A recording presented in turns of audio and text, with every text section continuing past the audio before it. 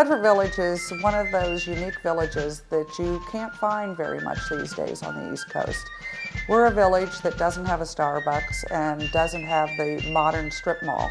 We've remained true to the times of the Revolutionary War. It was here and existed as a community before America even existed or the United States existed as a nation. It offers a small glimpse of what life was like in colonial time. This is an extremely unique opportunity for teaching of history in its original scenery.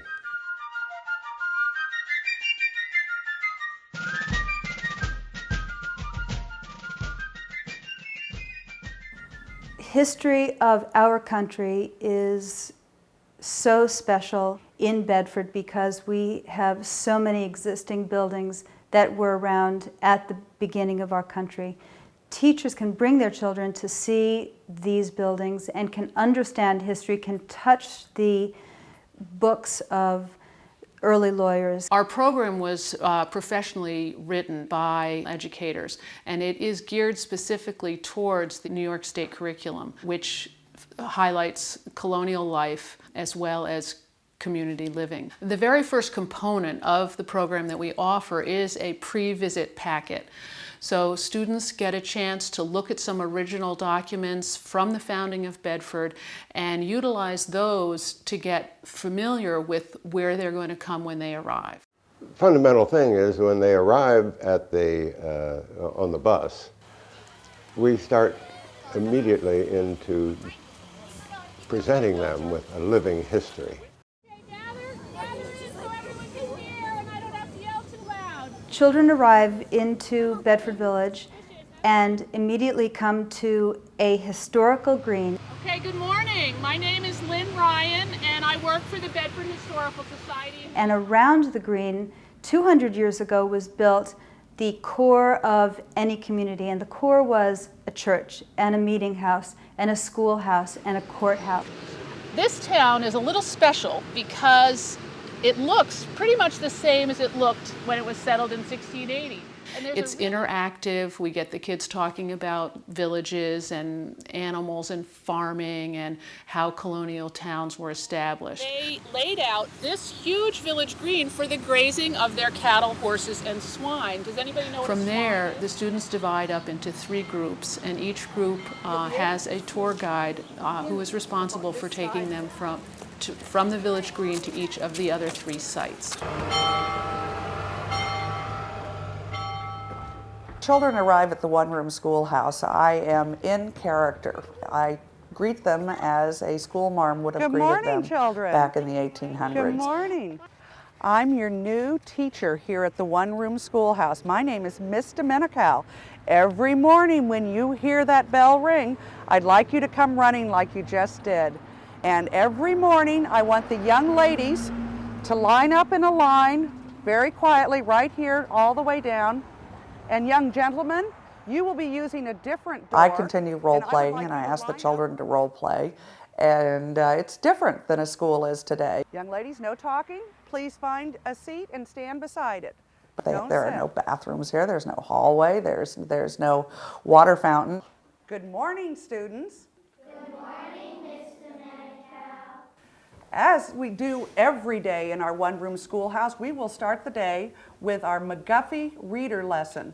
This is our one book we have in the classroom from which we will learn our history, our spelling, our grammar, our punctuation, our science. But they come in, they get a lesson in history, they get a lesson in spelling. I want you to put your shoulders back, put your paper up front so that your voice goes out into the room, and could you please read number 2 with moderation. These are collected in snow and laid up in store against the bleak draft of snow. And then we start having some fun talking about the old days versus the new days. There would be 60 students at any given time who might be coming to school here. It's a lot of students. So if it's just one teacher in a classroom, how do you suppose she can keep control? Yes? Be strict. Be very strict and make the children behave. That's correct. Any way she might be strict? Yes. If they do something wrong, you punish them by hitting them with a switch. Excellent, excellent. That is correct. Every day, one of the chores for the young boys would be to go outside and get a fresh switch, nice and green, so that it would really hurt and swing. They see this small box on the wall that is actually our library, and we compare it to the size of their library back at the school. Circulating library. Have you heard about books circulating? Well, this circulated on horseback. A man would come on horseback with one of these boxes to our school or to South Salem. This is an actual dunce chair that was used in this one-room schoolhouse. And would somebody like to come try this out?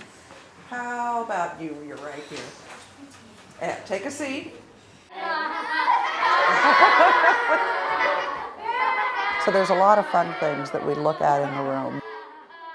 They get a very good sense of what it was like back in the 1800s. Hello, fellow citizens. Welcome to the Bedford Courthouse.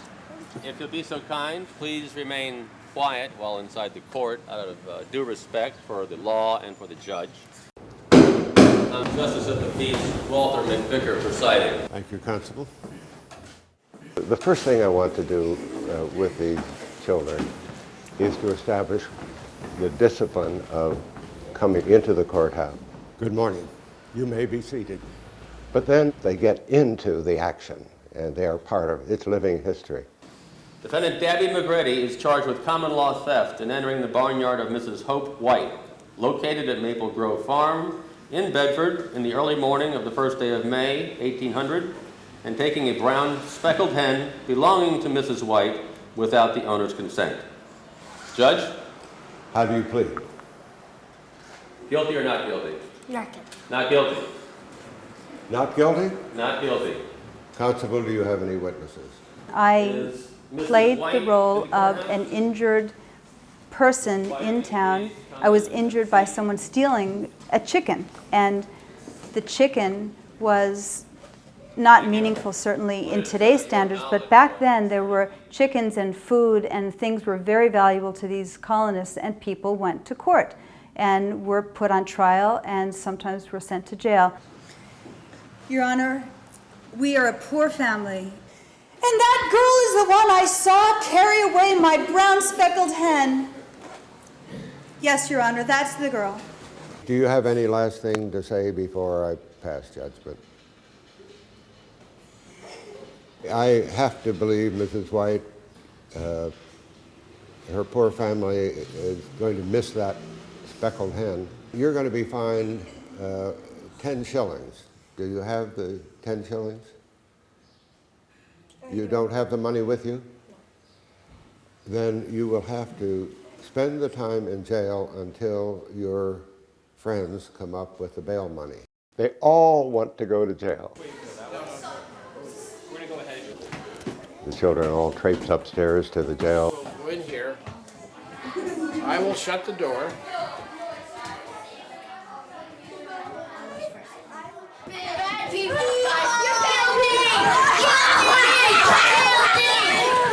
Somebody presents the bail, and they watch the prisoner being released.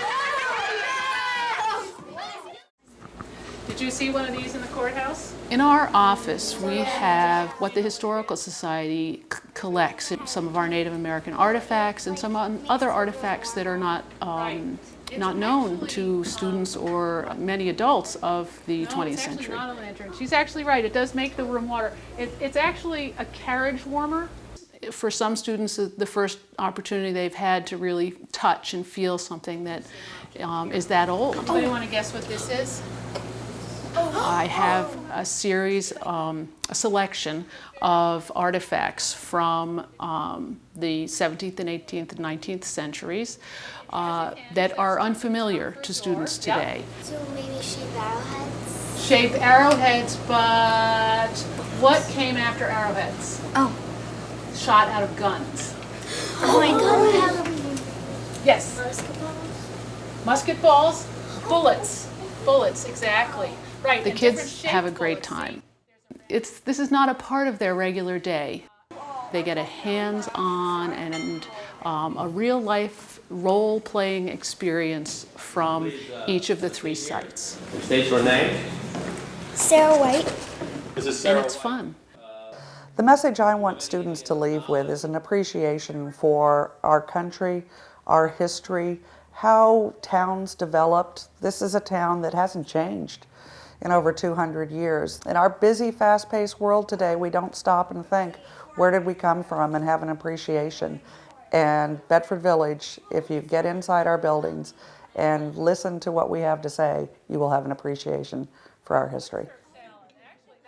I feel that once we kindle this interest in their heritage and where they came from and why they are here, that we will be making a significant contribution to the local schools. I learned in the school that the younger kids would be in the front and the kids and the oldest would be in the back, and they would help each other read. I learned that the libraries and the schoolhouse were way smaller than the ones at our school. I learned that they had 48 stars instead of 50 stars. I learned about the history of Bedford, like how the settlers came and bought land from the Indians. The wish and the hope of the Bedford Historical Society that these young learners can really understand the concept of history by touching it, and it's very meaningful, I think, for them. We really should make sure that school districts know That this resource is in their backyard.